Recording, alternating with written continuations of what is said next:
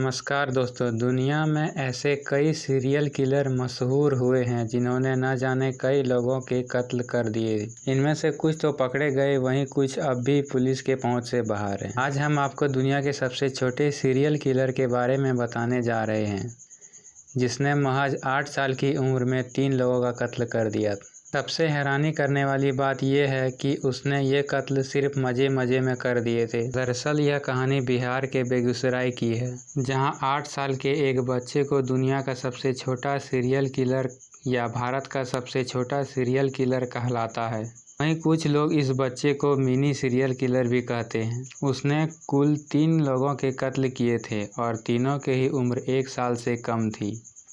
दुनिया के इस सबसे छोटे सीरियल किलर का नाम है अमरजीत सादा। उसका जन्म 1998 में बेगूसराय के एक गांव में हुआ था।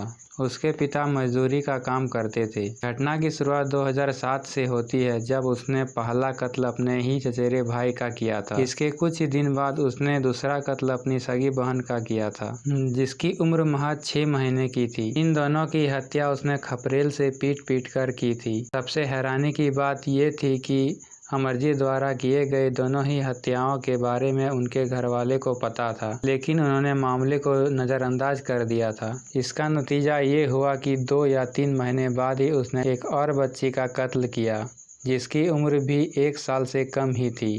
लेकिन यह उसका आखिरी कत्ल बन गया, क्योंकि उसके बाद पुलिस ने उसे पकड़ लिया। पुलिस ने जब अमरजीत से उस गायब हुई बच्ची के बारे में पूछा तो वह हंसने लगा। पुलिस जितनी बार उसे पूछती वह हंसता ही रहता था। आखिर काफ़ी देर के बाद उसने मुंह खोला और बताया कि बच्ची को खपरेल से मार दिया। इसके बाद पुलिस ने पूछा कि लाश कहाँ है, तो वह उन्हें एक सुनसान खेत में ले गया, जहाँ से बच्ची की लाश बरामद की गई।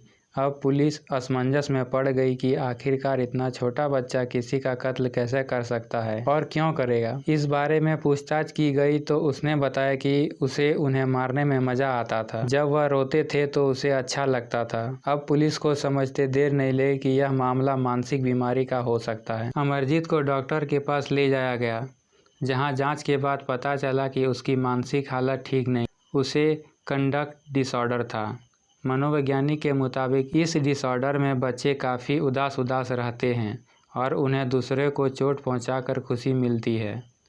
उन्हें इस बात से बिल्कुल भी अंदाज़ा नहीं होता कि उसके ऐसा करने से दूसरों पर क्या प्रभाव पड़ता है।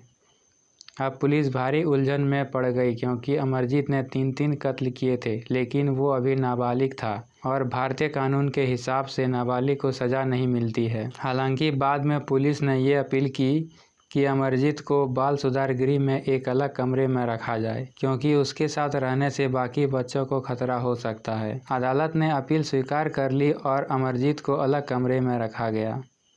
कहते हैं कई साल के बाद उसे छोड़ दिया गया, लेकिन अब वो कहाँ है और किस नाम से अपनी ज़िंदगी गुजार रहा है, किसी को नहीं पता।